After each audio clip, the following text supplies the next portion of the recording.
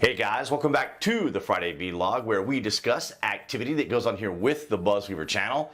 That includes things like current events, headlines that are in the news, pop culture, social media, technology, and items of interest that come up during the week that allow us to have a little bit of a dialogue. I want to welcome all of you guys from New Tech and, of course, all of you here on YouTube for your guys' continued support. Before we get started, guys, I want to wish everyone a very Merry Christmas and hope that you have a great deal of joy, hope, and peace on your special day for Christmas as well as into the new year. From the dailymail.uk, I want to also emphasize that I'm grateful for Tim Pool covering this, and I want to cover it as well here on my little channel to bring to you guys, because this kind of allows us to see what we have been talking about here on my channel now for the last 4 years. From the UK Daily Mail, FBI paid Twitter $3.5 million to do its bidding.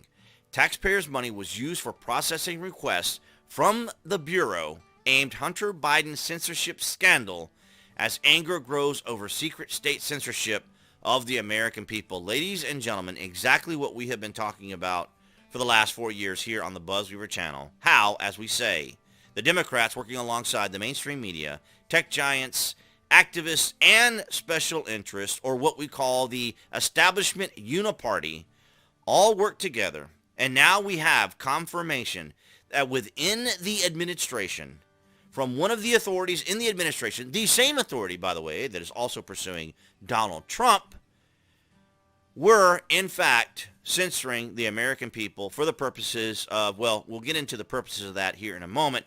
But I can only pull the article down so far because, of course, it has kind of the images of the president's son, as it were.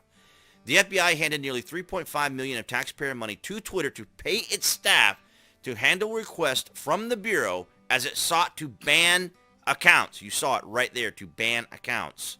A Twitter employee wrote in a February 2020 email that the company's safety, content, and law enforcement scale, yeah, not a very good scale, had collected $3,415,323 in less than 2 years from the FBI for law enforcement-related projects. Oh, the wording and the language used to try to give validity to what the FBI was trying to do. Of course, for safety reasons, ladies and gentlemen. It was for everyone's public safety that they get the correct information. Yes, the same FBI and administration, or members of that administration, who spent 2 years trying to convince everyone about a fabricated Russian collusion story that never happened. Here we have it, also from the Daily Mail. This is a psyop run by FBI on the American people. Twitter Files author Michael Schellenberg says FBI knew Hunter laptop was real, but still told Twitter and the U.S. public it was fake. You know what else was fake? Yes, that 2-year investigation that went on. So we have active, intentional, willful suppression of information. We weren't even able to talk about it on any of the social media platforms. And of course, even today, as of this recording, we're still facing the concerns about outrage mob, cancel culture, and wokeness, as when we make videos like these are often set to limited ads because, of course, the concern of whatever the platforms are concerned about, and particularly if they're being watched by government officials as to what can and can't be said, and or where advertisers are going to be concerned about advertising on what particular video. So, journalist Michael Schellenberg doubled down on his claim that the FBI engaged in a coordinated effort to suppress damning information revealed from Hunter Biden's laptop ahead of the 2020 presidential election. And coordinated is the key word here, as we have tied this all together in previous videos. Speaking to Fox News, Tucker Carlson Monday night, Schellenberg described how the Federal Bureau engaged in a psychological operation to convince news organizations and content moderators at social media platforms like Facebook and Twitter that the laptop was Russian disinformation. Oh boy, Russian again. As we saw for 2 years, ladies and gentlemen.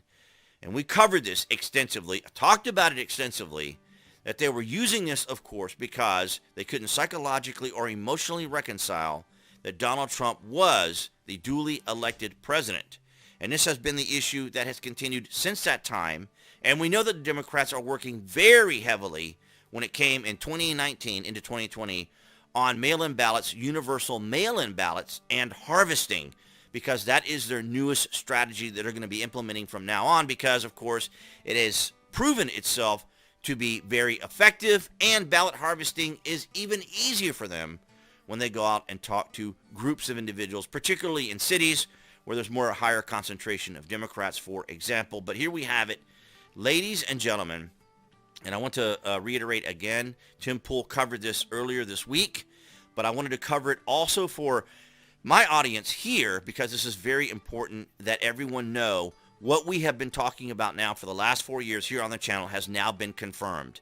That there was coordinated efforts, as we saw, as we talk about with Molly Ball's article, where they spiked the football. She spikes the football over the coordinated effort of those individuals to, obviously affect a situation that happened in 2020. You know what I'm talking about. And they're going to continue to do this. And, of course, all the pressure that Elon Musk must be facing. Now, this particular poll was more directed to when he mentioned that we would not be able to link our additional social media accounts or information, or like, for example, when I post videos on Twitter, which I thought was a really weird idea for him to do considering how social media works. But so he made this poll probably partly because of that, and probably partly because of the continuing just efforts on the part of the Uniparty, the establishment Uniparty, to go after him at every kind of level. But you see, he's an individual who's in a very unique position. And so he was able to make this purchase and do what he's doing now by exposing all of what happened to Twitter, because I think the value of what he's doing is so important. Now, I know it's going to be very difficult for him, but for me as a creator and as an individual who is a constitutional conservative, these sorts of things are very concerning. I heard on the radio or the other day, I think it was Tim also mentioning, that they believe that a lot of this uniparty establishment stuff started in the 1900s with the Federal Reserve, when they were trying to find a way to get in to government, or the agencies and departments were trying to find a way to coalesce together, to work across the board to probably do these sorts of things, if for no other reason than to maintain what they perceive as calm or as order within our government. And of course, if you coordinate everything and you get everybody all on the same page, you know what everyone's doing, so there isn't this disjointed, unknown situation that could arise from these particular incidents. But of course, this pertains a lot to what happened in 2020, because now we can see that it was a coordinated effort, and a coordinated effort against Donald Trump, as you saw too, with the January 6th committee, despite the fact that we have covered this extensively, where the FBI said there was scant evidence of a coordinated effort, and that they had acquitted President Trump of any involvement in that activity. So it's absolutely amazing. So Elon Musk breaks silence after 10 million Twitter users vote for him to step down. The billionaire says only paid Twitter Blue subscribers will be able to vote in future policy-related polls on the platform. So I don't know if he was kind of digging around for maybe bots, or what his scheme and angle was. Maybe he will actually step down. Elon Musk has tweeted for the first time since more than 10 million people voted in favor of him stepping down as Twitter's chief executive, saying the only paid Twitter Blue subscribers will be able to vote in future policies, which we already said on Sunday. Musk asked Twitter users whether he should step down. Okay. Normally a prolific user of the platform, Musk did not tweet in the immediate hours after the poll. Okay, so basically just talking about the poll itself, which I also voted in and said, no, he should not step down. But if he does replace someone, I hope it'll be someone who can actually do the job and be as aggressive with these pursuits and revelations as Elon Musk has been.